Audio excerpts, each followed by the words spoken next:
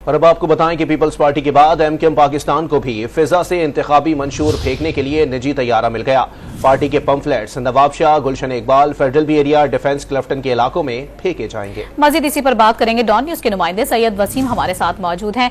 वसीम, बताएगा मजीद किन किन इलाकों में फेंके जाएंगे पंफलेट्स?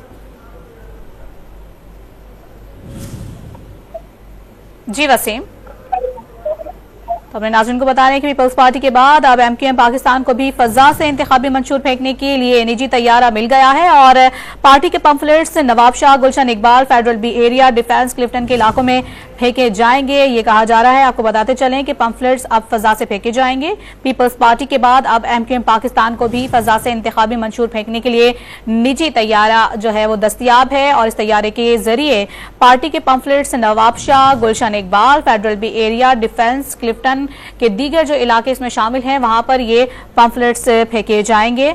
और पीपल्स पार्टी के बाद अब एमकेएम भी इंतखाबी मंशूर फेंकने के लिए निजी तैयारा जो है यूज कर रही है। इसी बात करेंगे। वसीम से राब्ता बहाल हुआ है। वसीम, बताएगा कौन कौन से ऐसे इलाके मजीद हैं जहां पर ये पंफलेट्स फेंके जाएंगे? जी